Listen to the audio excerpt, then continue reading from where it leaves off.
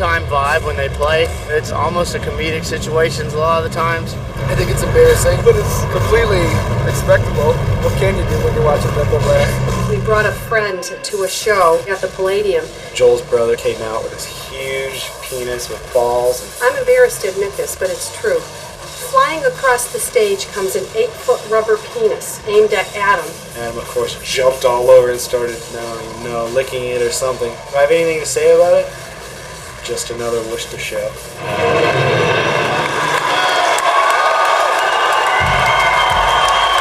Well, that's the beauty of getting away with being, metalcore or hardcore / metal or anything. You can beat goofy dudes playing metal. Before, if you want to be a full-on metal band, you had to be pretty intense. You can't have fun with it. Why bother?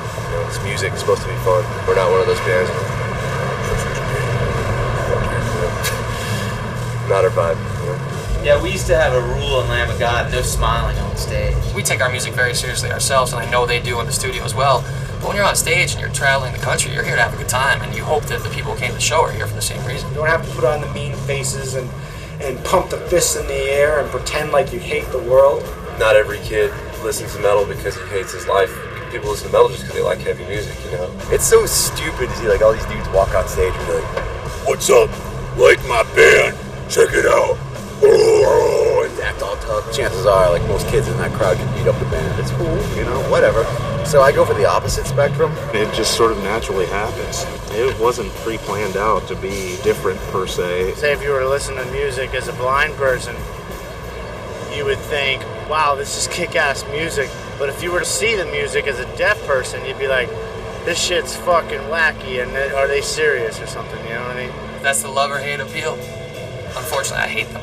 I don't even know if the band would be together if we weren't having fun on stage. Because if you don't have fun the time you're on stage, why the fuck are you here? Because the rest of the day sucks. If you're getting paid to do what they love, they better be happy. They didn't make any money last year, I know what you're saying, but they did Ozfest, so they should have made a shitload of money. They wasted all on jerk booths. I think a lot of other bands would look at us and think that we're a little too silly. I know a lot of people in the crowd are the same way, these guys are fucking nuts, what are they doing? They're sticking around. And slap each other on the ass. We've recently started doing this 3-way guitar thing. The horns in the air while playing riffs with one hand. Me and Adam are both big Zach Wild fans, so do squeals every 2 seconds, whether they're tasteful or not. It's kind of part of our show. On Last Serenade, right after the first chorus, they always do this little jam session. It starts off with a squeal battle.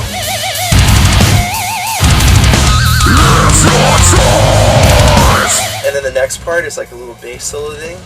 And then Justin was added to the mix doing crazy drum fills. And now it's just been growing and growing and growing. When they hit those harmonics on their guitar, it seriously sounds like you went into a barn and shot a pig right inside with a crossbow. Yeah. Mike just has those poses where he's just Joel's got a squeal faces. He's Adam does the surprise squeal face a lot. He gets a squeal and he's like, one of those. I can't believe I just did that kind of thing. Yeah.